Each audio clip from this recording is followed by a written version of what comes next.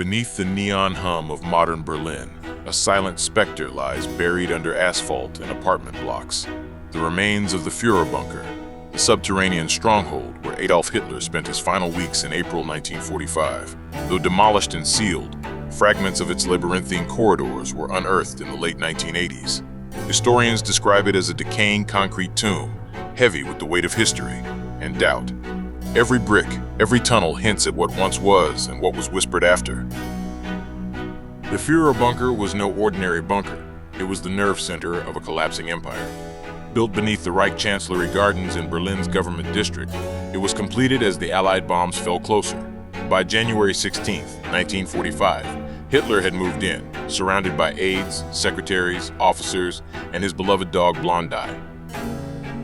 Concrete walls up to 13 feet thick shielded narrow rooms, communication hubs, sleeping quarters, offices. Yet its claustrophobic corridors quickly became a tomb rather than a refuge. Above the bunker, Berlin was being torn apart by artillery. Below, the air became stagnant, stale with fear, and thick with whispered orders. Soldiers described the constant drone of Soviet bombardment, a reminder that escape was impossible.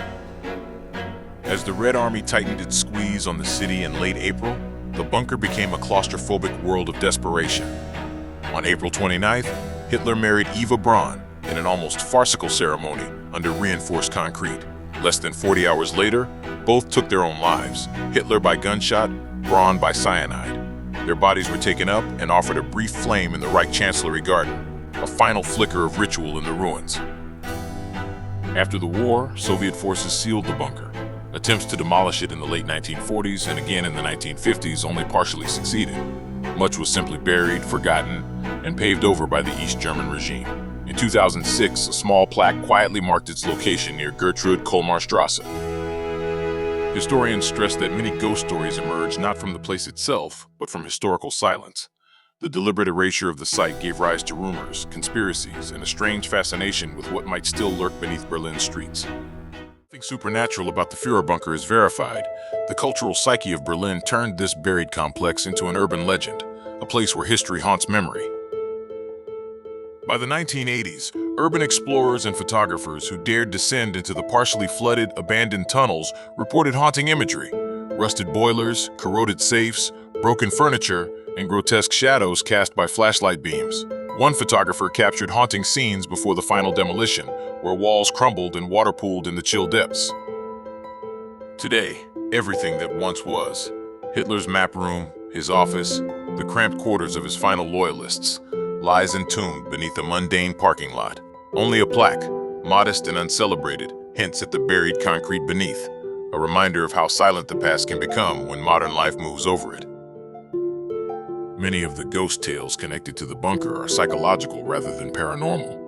Berliners and visitors alike speak of an oppressive atmosphere, not from spirits, but from the weight of the ideology that ended here.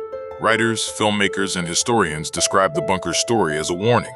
It is not ghosts that should haunt us, but the memories of human choices, blind loyalty, and the cruelty those choices bred. In museums like the Berlin Story Bunker, reconstructed rooms and exhibits challenge visitors to confront not phantoms, but responsibility. How did a society allow such a regime to rise? What echoes of that past persist in today's world?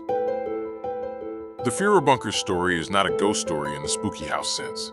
It is a history of accountability. What remains buried are not specters, but lessons, the dangers of fanaticism, the peril of silence, and the moral imperative to remember fully and honestly. If we treat this site as a relic of fear without reflection, we risk forgetting why such moments matter. Understanding history, not mythologizing it, is the true engagement we owe. Narrativia, where words weaves wonders. Like, share, and follow for more. This content was generated with the assistance of artificial intelligence for storytelling, narration, and visual presentation purposes.